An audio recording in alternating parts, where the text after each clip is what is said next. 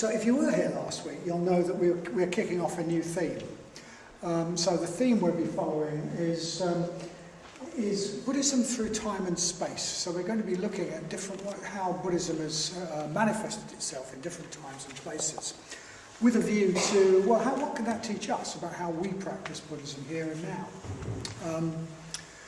And last week we kicked that off, logically enough, by talking about the Buddha, where it all started. If we're looking at how Buddhism has developed through time and space, where did it start? It started with the Buddha.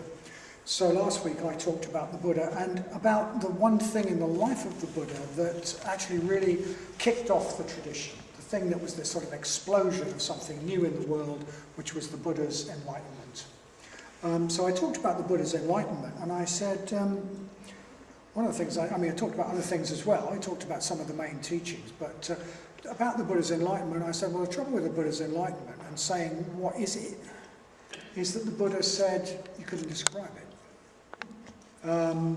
So the whole tradition is based on this enlightenment that we can't really say very much about. And I said at the time, but the way the tradition gets at some of what enlightenment is, it gives us some sort of a feeling for it, or a taste of it, or an inkling of it, is through myth and image. And I introduced some mythic images around the Buddha's enlightenment that I think say something about, speak somehow to us at a level deeper than words perhaps, about what enlightenment is and how we work towards enlightenment. So it might be something deeper than words, but tonight we're going to spin lots of words about it. So tonight what we're going to do is speak about 3 of these mythic episodes in a bit more detail, and what they say to us, and what they maybe say about how we can practice and how we can grow and develop. So Satyajyoti is going to kick off by speaking about the episode of the attack of Mara's armies, where the Buddha sits in his aura of peace, despite all this chaos going on around him. Suryamati is going to talk about the touching the earth episode, which is Mirina Rupa.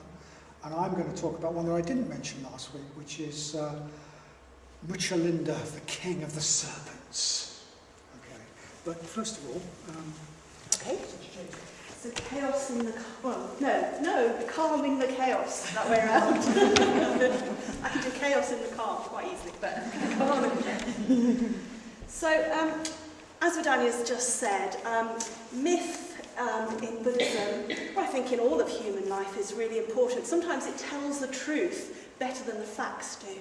Because the truth, as it were, the factual thing, what you could notice when the Buddha became enlightened was basically he sat a man, a very thin man in rags, a bit of a tramp, sat under a tree, sat there for quite a long time overnight, got up for a bit, walked around a bit, sat down again, maybe it rained, don't know, then he got up again, then he walked around, then he went off. So it's a bit like, that's all you would have seen. And the stories that we're telling tonight talk about his internal experience in a much better way than just observing what happened. They talk about his actual, what happened to him. And I'll just start by briefly setting the context of the Buddha's life. So the Buddha, he led a very privileged and wealthy life, but he decided to leave home, basically to look for the cause of human suffering, to look what it is that makes us suffer. He was a seeker. So he was a bit like, in the 60s, where lots of people would leave and seek for something more. They'd drop out. The Buddha was a bit like that. There were lots of other people at that time who were doing that too. And he set off to seek for the truth. And first of all, he practiced with the best teachers of his time, and he learnt all that they could teach, mastered it, and then moved on. And then he took up some very kind of strong ascetic practices, which basically are things like not eating, sitting, the 5 sun practices, which means you sit between 4 fires with the blazing Indian sun over your head and get very, very hot. So he really tortured his body, really. But he realised he was getting nowhere with that, and he made the decision to leave. He'd got a little following by then, of a few other monks who'd followed him. He decided to leave them and to search for something else. So he went and he had some food from a milkmaid, took some food, and he remembered a time when he was being very young, and he'd gone into a very kind of positive, happy state of mind. And he thought, I think the secret is going to be somewhere in this. So he sat down under a handy tree, and he made a vow. I'm not going to get up until I've worked it out. I'm not going to get up until I've kind of broken through and I can see what it's all about, really. So as he sat, story goes that he was attacked by Mara. So this is a very old, about 2,000 years old? Okay, sculpture. And so Mara and his armies, his sons, and his sons are, in the picture you might be able to see various figures kind of attacking with swords and things like that. Maybe go to another picture. Yeah, so you can see at the top there are figures with swords. So that's Mara's army and his sons. And they could take many terrifying shapes and sizes. So there's some kind of quite old stories about that, some sutras, and they describe how Mara summoned the terrible hair-raising army of his sons. His soldiers could transform their shapes and faces in 1,000,000 ways. Their heads and hands were twisted and distorted, their eyes flamed, shining red and flashing, their teeth sticking out of their mouths, their tongues lolling, thick and rough like matting. And it's a shame there isn't time for me to go on, because this text is really amazing, actually. I think if you come on Buddha Day, you get to hear all of the text, so that's a reason to come then. But it goes on to describe how they kind of formed all these really weird shapes. Birds with the faces of rams, bodies of men and the faces of cats. Some leapt about wildly, screaming. And basically they tried to terrify the Buddha. So they roared at him, they screamed, grab him, strike him, rip him to pieces, tie, cut, break, crush. Away with Gautama and this foolish tree. And then, as part of their attack, they threw javelins, swords, spears at the Buddha. And it looked, things looked really bad as he just sat there completely unarmed under a tree. But as the swords, spears, javelins got near the Buddha, it's as if he had a force field surrounding him, and they turned into flowers. So his aura of calm turned those spears and javelins into flowers, which just gently and very beautifully fell to the ground by the Buddha. Okay, so Mara thought, this isn't working, let's try another attack. So maybe the next one, because it's quite good for her. Or even the next one. The next one, probably. Yeah. You can see some of Mara's sons at the top there. This one's from Yes. So here you can see Mara's sons, very definitely with the arrows and things like that. But you can also see some women at the bottom, and those are Mara's daughters. So the next thing that Mara tried was he sent in his daughters, who described as being, their faces are beautifully painted like flowers in full bloom, their silky hair was scented with the softest perfumes, their brows were beautiful, their eyes were large and lovely as lotus petals, their teeth was white as shells, and they displayed all the 32 kinds of feminine wiles. I don't know what those are, actually. It's 32 types. Anyway.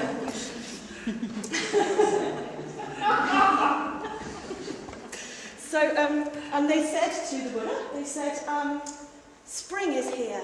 The trees are in flower. The time is right for pleasure. Come, friend, let us enjoy ourselves.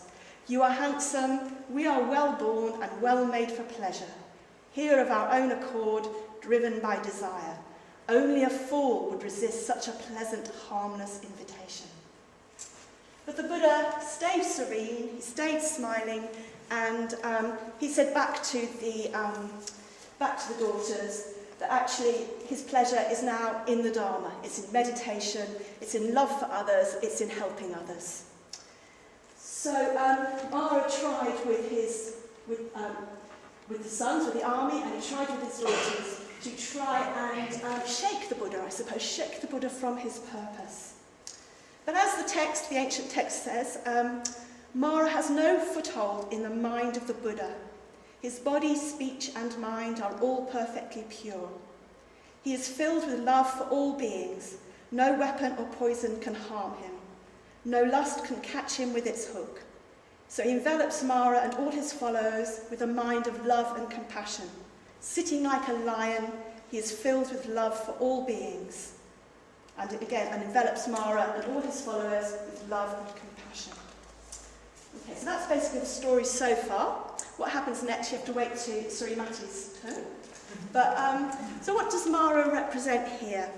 So I suppose he embodies all that calls us away from clarity, from understanding. He represents our fears.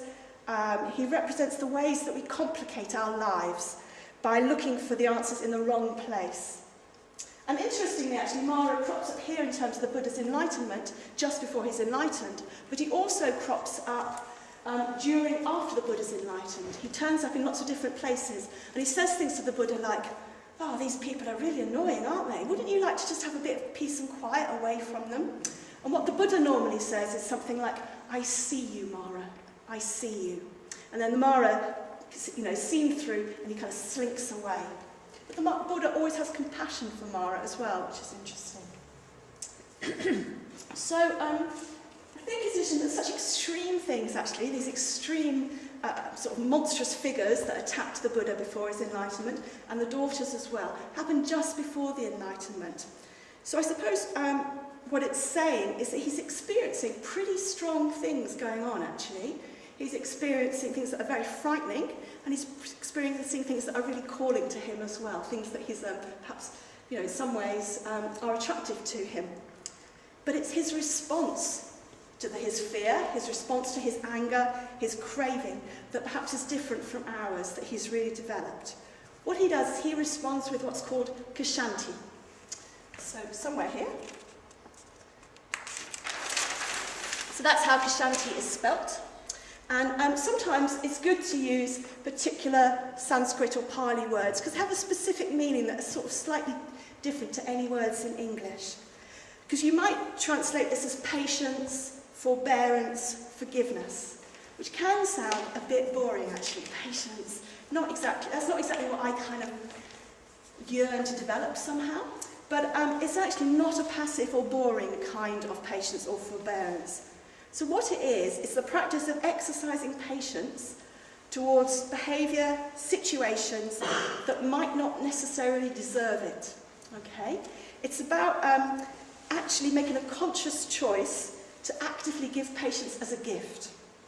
Okay, so it's not a state of oppression that someone's kind of like, you've got to be patient because the bus is late and you've got no choice, or you have to be patient because your boss is really unreasonable and you've got no choice. It's actually you are making a choice to actively approach that situation as a gift, to give a gift of your patience, of your forbearance, of your forgiveness in that situation.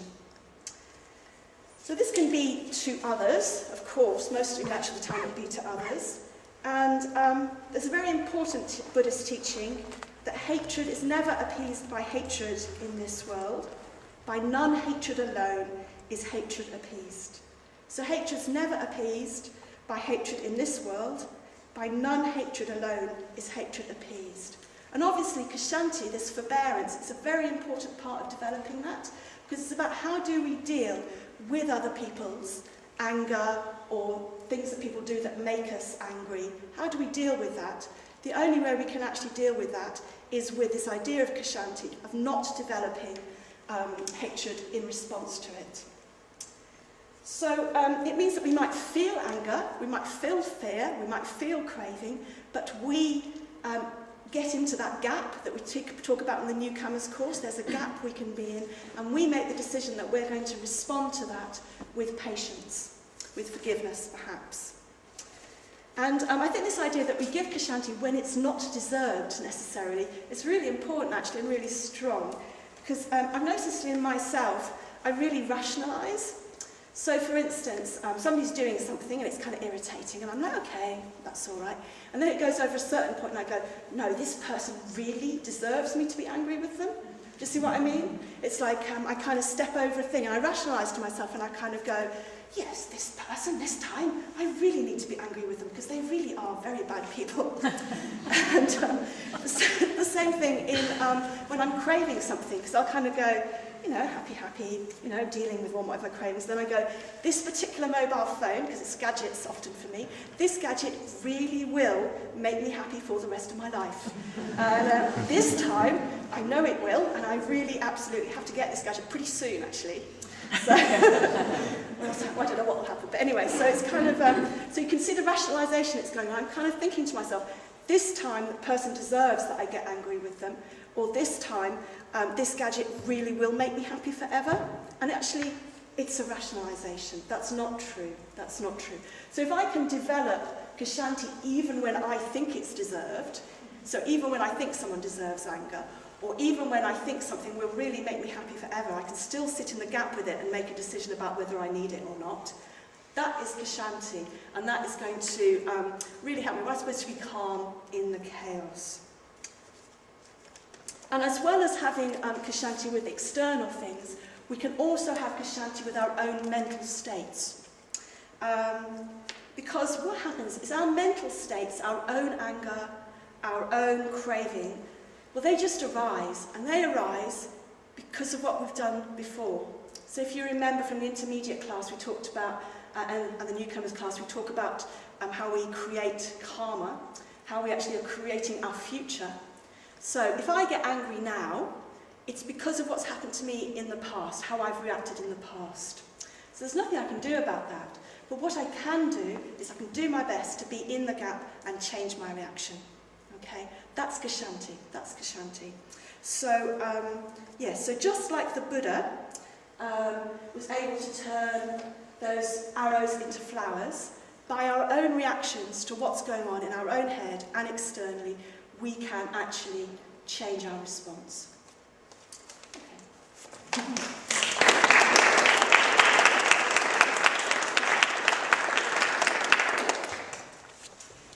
Okay, so I'm going to take up the story after the defeat of Mara's armies. And I'm going to talk about an incident that is probably the most illustrated incident in the Enlightenment of the Buddha.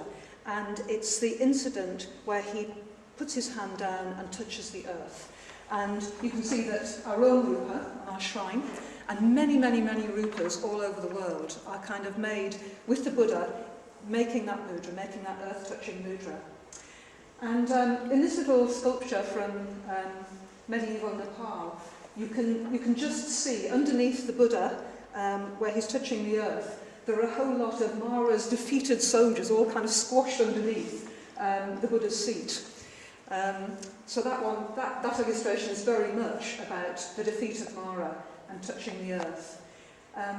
But if you go on to the next one, then you'll see that this just becomes a kind of common mudra for the Buddha to be making in what are often very beautiful and very serene rupas or statues. So I will leave that one there for a moment, and I'll take up the story. So, Mara's armies haven't managed to frighten the Buddha. Mara's daughters haven't managed to seduce the Buddha. But Mara is fairly determined. So Mara next says, "What right have you got to sit on this throne? What right have you got to sit on the Vajrasana, the diamond throne?" So this is Mara. This is the kind of inward personification of greed, hatred and delusion. This is the Lord of Death speaking. And I think that this is Mara being the voice of Gautama's self-doubt. His, can I really do this? In a way, it's the last traces of his self-doubt, his grasping and his ill will they're being erased by Mara's onslaughts. So Mara is saying that he, not Gautama, should be sitting on the diamond throne. And Gautama asks, because he isn't quite the Buddha at that point, he asks Mara, "Okay, so who can testify that you've got any right to sit where I'm sitting?" And a whole lot of Mara's armies pipe up, I'm his witness, we think he should be sitting there. So this is a very big moment, it's a very dramatic moment. In a way, not only the Buddha's story, but the whole history of Buddhism hangs in this moment. It's a pivotal moment. So will Gautama succumb to self-doubt? And actually, my own experience is that in crucial moments, self-doubt can be very, very undermining. I remember in my childhood, and they ring in my ears, these phrases, phrases like, so what makes you think you're so special? Who are you to think, who do you think you are? Can you visualise teachers saying that to you? It's a technique that people use to make other people conform and do the expected thing, to undermine the confidence to do something different. And that's what Mara's doing. He's trying to undermine the Buddha's confidence. The Buddha, after all, is on the verge of quite a breakthrough. So Gautama's reply, as you know, is to reach down and touch the earth.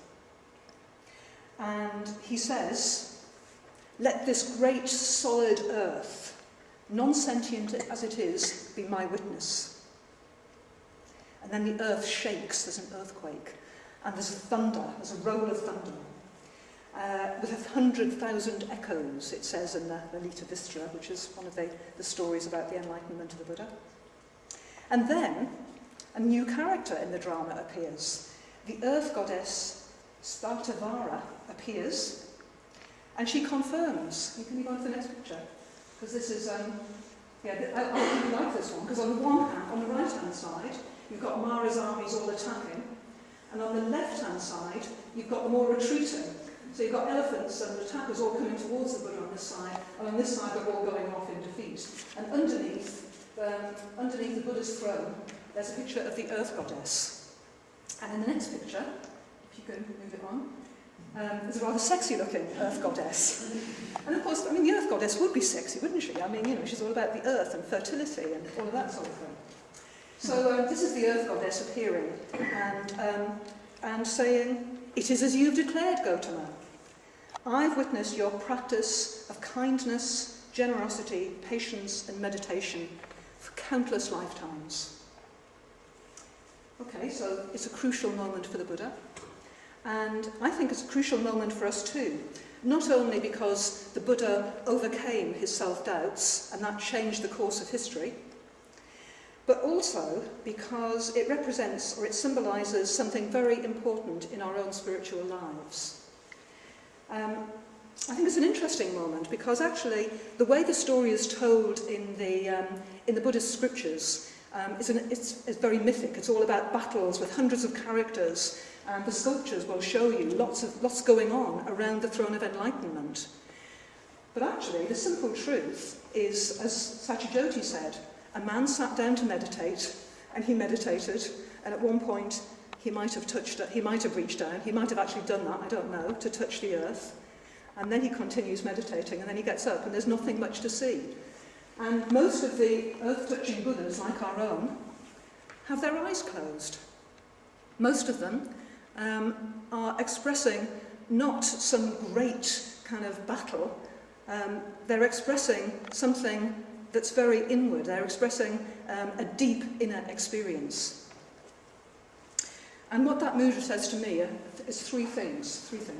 And the three things are, it speaks to me of confidence. If you're touching the earth, there's something about that says confidence to me.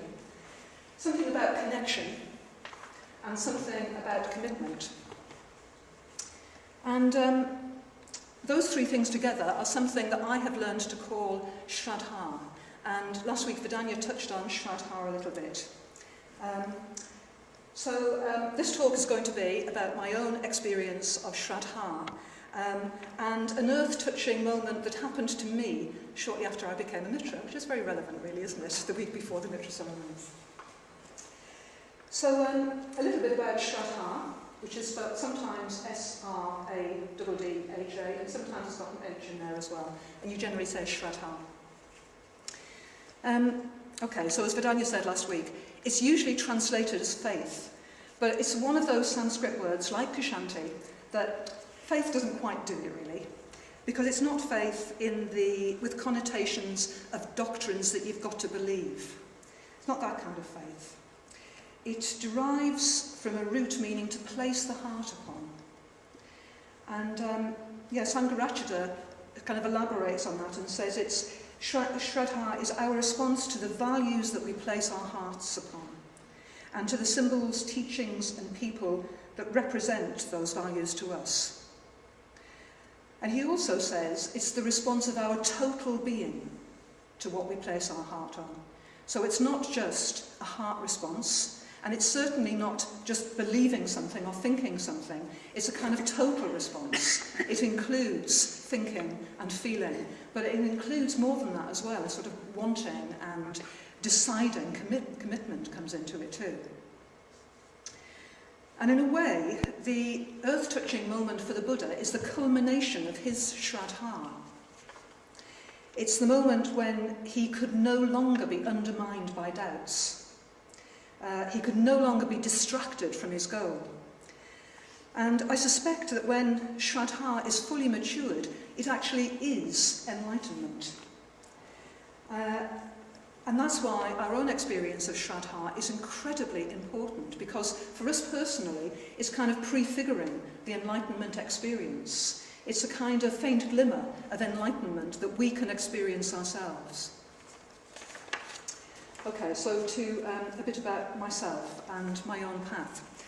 So, okay, at first, and actually for a long time, for about 10 years, I was interested in Buddhism without being a Buddhist. I learned to meditate, learned about ethics. I actually did meditate regularly over 10 years, but I definitely didn't do Shraddha, or anything that could be remotely connected with anything called faith, because that smacked of religion, and I wasn't going anywhere near religion. I was very solidly, perhaps stolidly, rational and materialistic.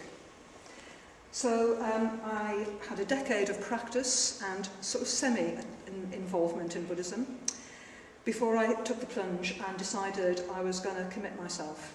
And yeah, 2002, I think was the turnaround year. I asked to become a mitra and I asked for ordination at the same time. So once I'd made up my mind, I really went for it. And during that decade, I'd been meditating. And actually, frankly, it was a decade of struggling with meditation. I, to my great disappointment, didn't get a whiff of the higher mental states that you're supposed to be able to get into if you keep consistently practicing meditation. I had the usual distractions of a very busy life.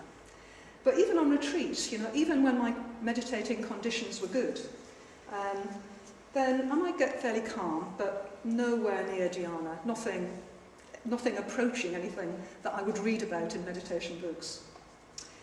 And actually, there was part of me that didn't really expect it. I didn't have the self-confidence for it. I used to think that dhyana was for people who were either clever at controlling their minds or who were very religious, and neither of those things applied to me, I thought. So, strangely, well, I thought it was strange, after I committed myself to the spiritual path, everything changed. My mitra ceremony was in December, and I think it was the following April or May, I went on a solitary retreat, and bingo, dhyana. And I was amazed. And I should put a warning in here. This is not guaranteed to all the people who are becoming mitras next week, okay? This is just my story about what happened to me. So, what was different? I think part of the turnaround that made me commit to the Buddhist path was that I know more than I know. There was a sense of beginning to allow myself to trust the things that I was hearing about at the Buddhist Centre, and to test some of the teachings for myself and decide, sometimes grudgingly actually, that I was changing and that the teachings were actually working. I began to take them more seriously, and I began to have real confidence in them. And actually, I think this connects us with the Earth Goddess, because when the Buddha summons up the Earth Goddess from the earth, well, what does she represent? I think that the Earth Goddess must represent the way things are on Earth, the way things are in the world that we know, the way things work. I think she represents, in a way, reality itself. After all, our experience is confined to the way things are on Earth. That's what we know.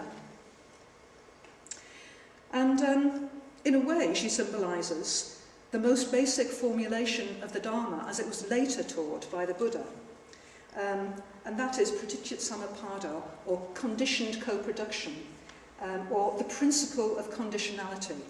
That principle that says that, well, everything that happens because of a whole complex of causes that make it happen.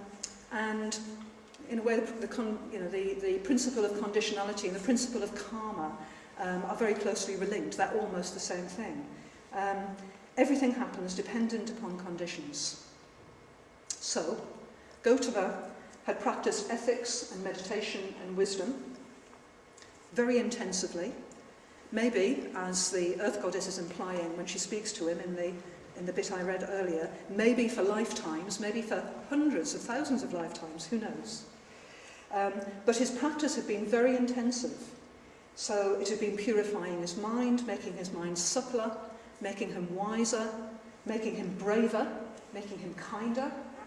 And as a result, when he comes to the crucial moment, he's ready to break those last fetters that are kind of binding him to conditioned existence. And he's ready to break off the wheel of enlightenment, the wheel of life, and break through to enlightenment. So,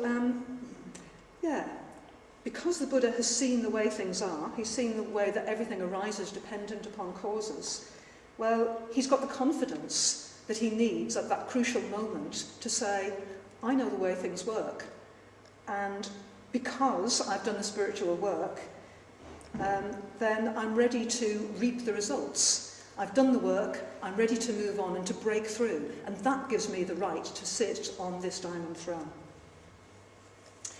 So in a way, in a much smaller way, it was the same with my meditation practice. When I looked at the facts, I practiced ethics and meditation for over 10 years. I was doing the practices as they were taught. I put myself in good conditions. So on that retreat, when I got calm and focused, I didn't undermine myself by doubting that I could do it. I just reminded myself I could have confidence in the principle of karma. Followed the instructions, I stayed with the breath, got myself into dhyana. It's amazing. I wish I could do it every day. But it was a real breakthrough for me. So touching the earth is partly about seeing or intuiting the way things really are, and about deriving confidence from that knowing. And so you could describe that as the confident on knowing aspect of Shraddha. But there's more to touching the earth than that. And there's more to Shraddha than that as well. If Shraddha involves our whole being, then it involves our emotions and our volitions, what we want, as well as our knowledge. And the Buddha's touching the earth-touching moment is not just a moment of knowing things. It's actually a moment of deep connection. It's, in a way, it's a moment of deep connection with reality, with the earth and everything that lives on the earth, and had lived on it and will live on it. I mean, it's a moment of mega connection. In a way, in that moment, the Buddha becomes part of reality itself. Or perhaps he's always been part of it, but he's just realised that he's part of it. Who knows? It's difficult to describe an experience that's undescribable. But the important thing is that he has an emotional response to that too. And his emotional response seems to have been reverence and awe. And certainly when he talks about it later, that is, he talks about, what a Buddha can look up to. And the Buddha can look up to the Dharma. He can reverence the Dharma. He can reverence reality itself. Now, strangely, for a determined materialist, I'd always had a sense of reverence and awe. But I reserved it for the natural world and for beautiful things that inspired me. So I would have a sense of reverence and awe at hearing a beautiful piece of music, at looking at the view from Kinder Scout, at watching a marsh harrier skim over a reed bed, at looking at a beautiful picture, all sorts of things, at fireworks. And but what changed actually with my commitment to Buddhism was that I began to bring a sense of reverence and awe into my meditation. I'd begun to have a heart response to the Buddha, the Bodhisattvas, to mantras, to puja, and especially to some of the ideas, the Dharma ideas I was hearing about at Sangha Night and reading about in Sangharakshita's books. I had a very emotional response to those. And I'd begun to acknowledge there was something in the universe, actually, that was higher than me, that was bigger than me. And I just loved the thought. And when I sat to meditate, I began to think of myself connecting with something higher. And that changed the quality of my meditation completely. It injected something magic into my meditation that in a way has been there ever since. So my meditation is about developing my mind, it's about working on my mental states, but it's also about more than that. It's about connecting with something higher than me. And I think that the fruits of that were one of the things that very strongly prompted my first experience of dhyana on that solitary retreat. So, when I sat down on that fateful solitary, there was a different quality to my meditation. I brought the connecting aspect of Shraddha to it, which is sometimes called lucid Shraddha or loving Shraddha, because it's kind of emotional connection. And then, finally, thoughts and emotions aren't the whole of us. We're also hugely influenced by what we want, what we long for, what we intend.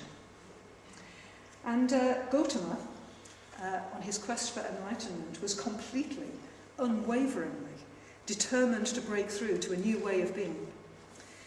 So his touching the earth can be seen very, very simply as just a statement of determination. It's a very stubborn gesture, isn't it? It's kind of, here I sit and I'm not getting up.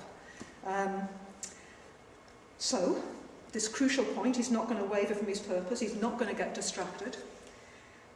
His determination and commitment is so great that when he touches the earth, he doesn't shake, the earth shakes. There's a great earthquake, according to the mythical stories about his enlightenment. And my commitment, my own commitment, in a way, started out as a longing. It just started out as a longing for meaning in my life. A longing to be more than the person I was, to be more empathetic, to be kinder, to be more compassionate, to be more able to deal with the ups and downs of life without getting sort of thrown around by them. To be happier, just be content within myself, really. I longed for things like that. And by becoming a mitra, by asking for ordination, in a way I was transforming that longing into action. I was doing something about the things I longed for. I was committing myself to a path that would actually bring me closer to the person that I wanted to be, the person that I longed to be. And I was committing. And commitment does have a magic to it. In a way, commitment changes everything. It changes your whole outlook. Well, it certainly did for mine. It did mine. It sends a message to our subconscious that we're really serious about this, that we intend to act, that we intend to change. It's not just some, it would be nice idea. We intend to do something about it. We intend to move towards the person we could be. So, this longing to change it's the volitional, the longing aspect of Shraddha. And it's played out when we commit to something. So, when I sat down to meditate on my solitary, I was a different person from the person I'd been before my mitra ceremony. And the difference was Shraddha. Like the Buddha under the Bodhi tree, I looked the same as before, but there was something that had shifted inside of me. I had the confidence from knowing at some level, at a very small level, a very minor level really, the way things really are. I had a connection with the things that really matter. I was meditating with reverence. And I was committed to growing as a spiritual being. And to be honest, I'm not sure which came first, whether it was the Shraddha or the commitment. But certainly they were connected. And Shraddha certainly transformed my meditation. And I suppose that it's transformed me in many other ways since then. Just as its advanced manifestation transformed the crucial situation under the Bodhi tree when the Buddha reached down and touched the earth.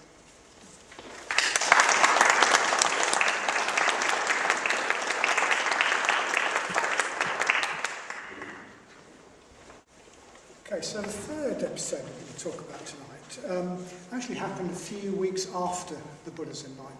So the Buddha has sat in his aura, and Mara's seen off Mara's armies and Mara's daughters. He's expressed his commitment, his confidence through that gesture, and he's sat there all night, and this experience has gone on all night. And then we're told that as the morning star appeared in the dawn, I think the dawn is a lovely image for this, he actually broke through to something completely different. So that all happened. And we're told that for weeks after this great experience, the Buddha stayed meditating under the Bodhi tree, absorbing the full implications of the turning about that had come about in the depths of his being. It's as though a great earthquake had happened within him. The tectonic plates of his being had all shifted, and there was a new landscape, and he had to get to know this new landscape. He had to look at all the implications. So we're told that about experiences of great devotion and reverence that Surimati referred to, reverence for the very nature of things. And we're told about experiences of great gratitude, even gratitude for the tree he was sitting under, again, for just the nature of things, if you like. And we're told how he puzzled about, well, I can't say anything about this. What can I say? How shall I just keep stum? And we're told about visions that he had that advised him how to approach his life subsequently. And all this went on for weeks and weeks.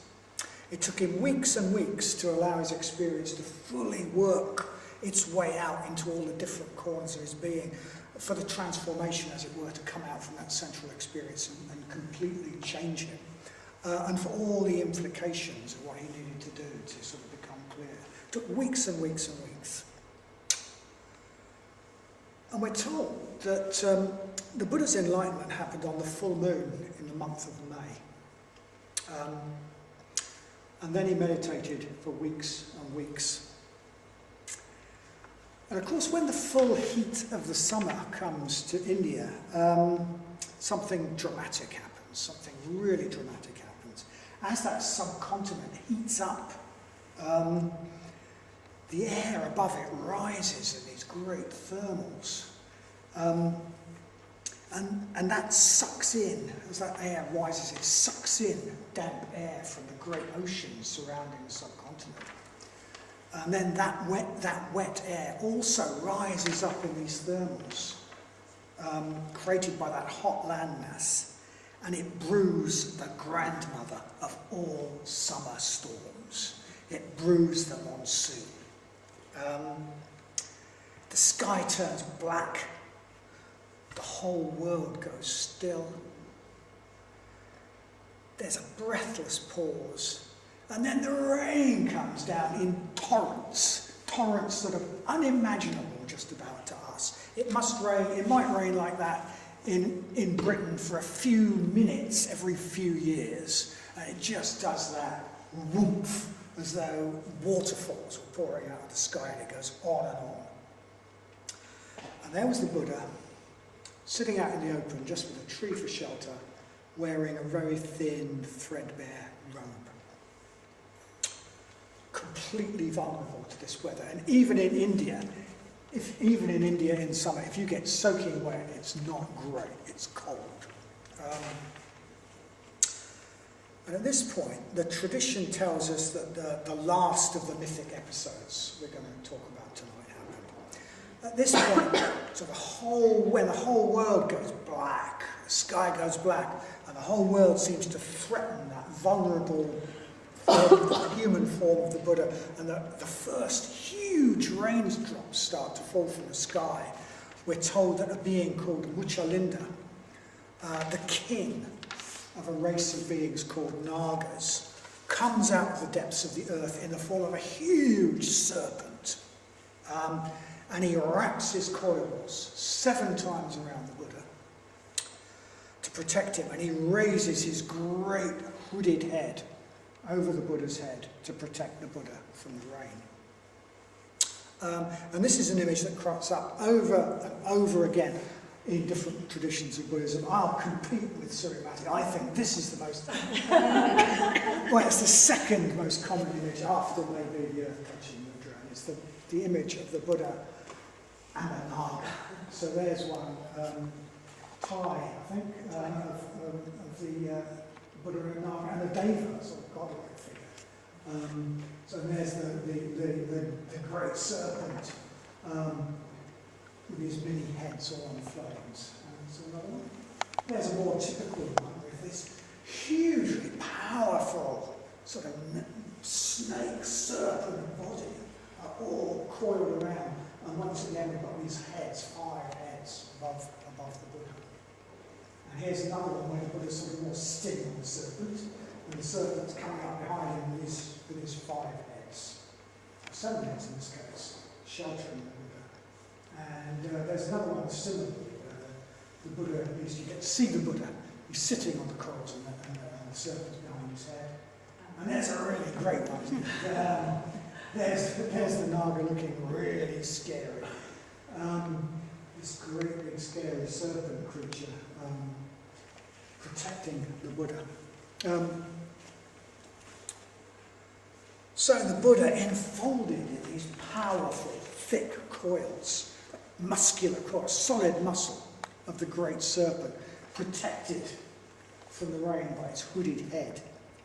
It's an image that carries its own meaning. I mean, it communicates power and strength, and a sense of being protected by something very strong, rather mysterious, or very mysterious, rather wild, something a bit scary that if it wasn't on our side would be definitely frightening.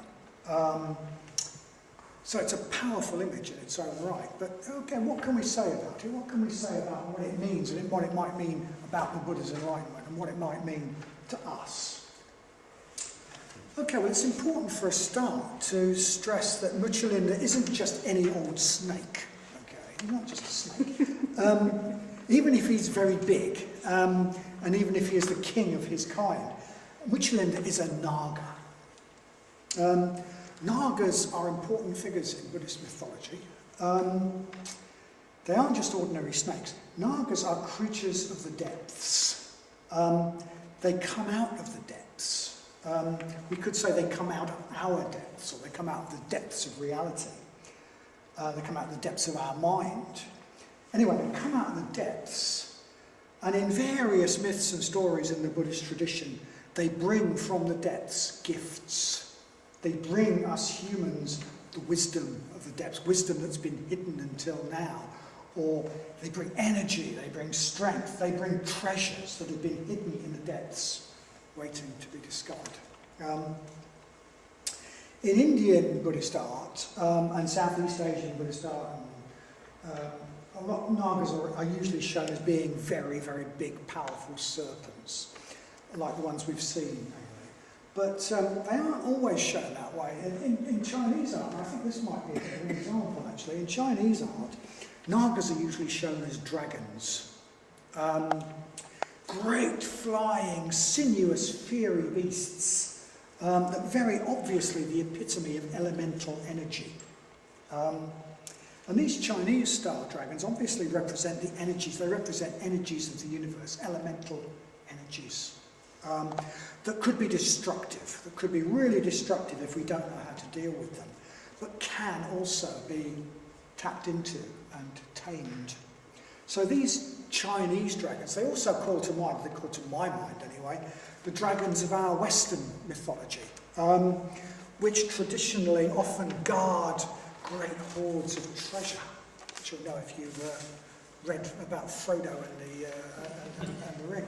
They guard hoards of treasure in deep places under mountains, jealously protecting their riches, sleeping always with one eye open, and ready to scorch with their fiery breath anyone who tries to sneak in and take as much as a single jewel. So if the Nagas don't respect you, if you're not worthy of their respect, they guard their treasures fiercely. And they will burn you up if you try to steal any of their spiritual riches, without earning the right, without putting in the spiritual work that Surimati talked about. But if you've earned the right, if you've earned their respect, the Nagas turn into helpful forces. And of course the Buddha has earned the right. The Buddha has done the spiritual work. The Nagas have great respect for those who are genuinely spiritually developed. And they support them, they protect them. So Surimati and I, we own a reproduction of a Chinese statue, which is, I don't know if you can you see that? It's Kuan Yin, it's the Chinese version of Avalokiteshvara, the Bodhisattva of compassion. And Kuan Yin is, she's sitting on she's standing rather, on a dragon. There's a dragon here, it's crawled around, it's got this great sort of tail, and it's got this really fierce face with fangs, and it's sort of looking up at her with this rather sort of respectful, devoted expression, rather sort of like a spaniel. So this image it's got quite a lot of opposites in this image. Kuan Yin herself looks beautifully calm and still. And the dragon is full of movement and energy.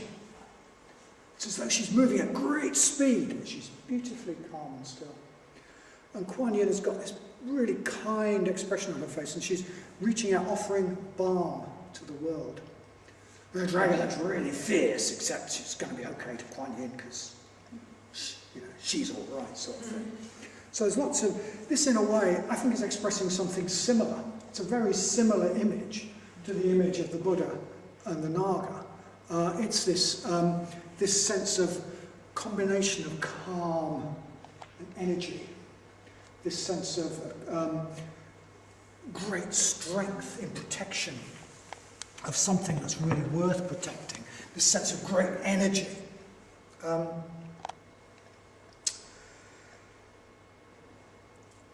So yeah, that contrast between the kind Kuan Yin and this dragon, which is really, if it wasn't on your side, it would be very, very scary and very wild indeed. Yeah, so the same thing as the Buddha, wrapped up in the immensely powerful coils of Uchalinda. So Nagas are energies. They're energies in ourselves, and they're energies maybe even in the world around us, that could be frightening and dangerous and destructive, but which can be transformed and can be at our service. And in fact, that transformation is symbolised later on in the story, because the Naga turns into a beautiful, handsome young man who bows to the Buddha, so representing the transformation. So they can be frightening and dangerous, but they can be transformed and put at our service if we do the spiritual work. We've all got tremendous energy. We've got absolutely tremendous energy. It may not always feel like it. Think of the energy you would have if your life was threatened. Think of the energy you have when you're angry. If you can sort of stand back and not be terrified by somebody who's angry, you sort of quite admire it, really. It's sort of, wow, there's some power and energy there. Or the energy you have when you take part in some sport that really, that you really enjoy. The energy that goes into a football game or a game of rugby, it's amazing. And those people are doing all this thing, and it's because they enjoy it. And often this energy only comes out in negative ways that are destructive, like outbursts of temper or powerful cravings.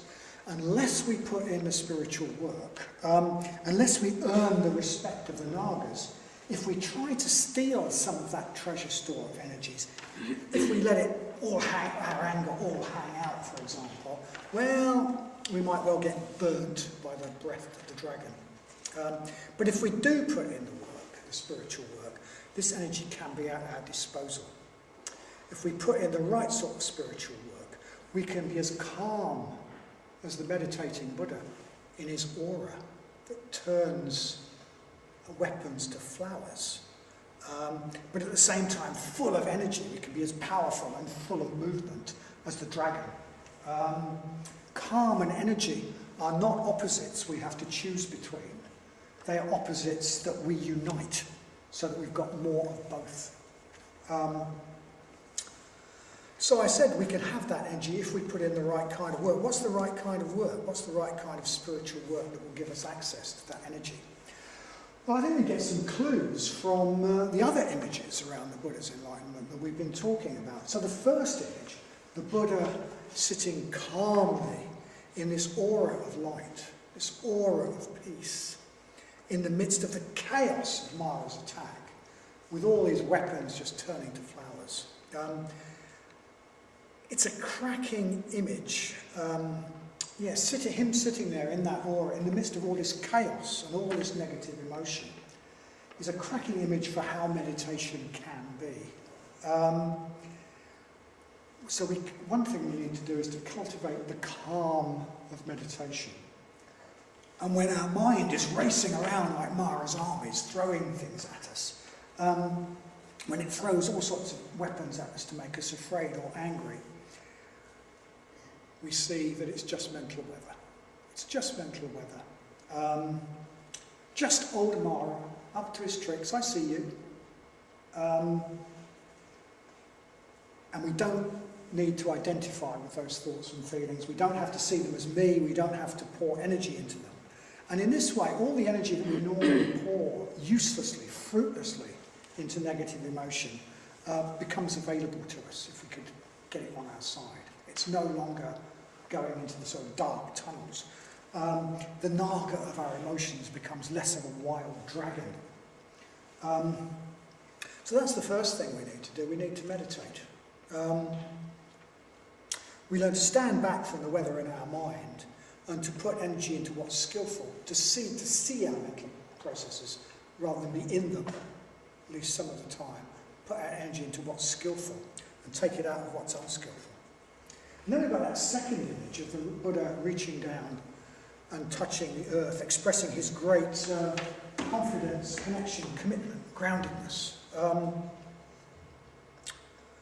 His Shraddha, his deep whole person knowledge, head, heart, guts, his whole person knowledge that he's on the right track, that he has the support of the world. So if we ground ourselves in our Shraddha, in the sort of way we know, which is not just an intellectual figuring out, but we know it. We know in a way that I can only describe as intuitively. We just know it with our whole being. And if we listen to that voice of our Shraddha that guides us, and if we live from what we know to be beautiful and true, the real values that we hold, with confidence and commitment, then the Nagas start to notice us. I mean, we're usually safe from the Nagas because they don't even notice us. We're too boring. But when we start to have a commitment, the Nagas start to notice us. And we start to get their respect. Figuratively, they begin to coil around us and protect us. So they carry us along, like they carry Kuan Yin along. So in the words of the German poet Goethe, he says, the moment one definitely commits oneself, then providence moves too. All sorts of things occur to help one that would never otherwise have occurred. A whole stream of events issues from the decision, raising in one's favour all manner of unforeseen incidents and meetings and material assistance which no man could have dreamed would come his way. So the moment one definitely commits oneself, providence moves too. In another way, saying it in another words, the Nagas come to our aid. The Nagas wrap themselves around us and support us. So I think, if we're trying to get some sense of enlightenment, what it might be like, we could combine three images. We could combine all three images. We could perhaps use them in our meditation. We could have that image of sitting in that aura of light, watching the arrows come and just using our shanti to let them turn into flowers. Could be as calm as the Buddha. And we can be as grounded and confident and committed as the Buddha in the second image. And we can, if we do that, we can sit also with the power and energy expressed in the last image. And what could have been negative or wild or unruly in our emotional nature, even our animal nature, can be transformed and can give us this tremendous energy And indeed the Naga can turn into this beautiful princely being who will bow to us.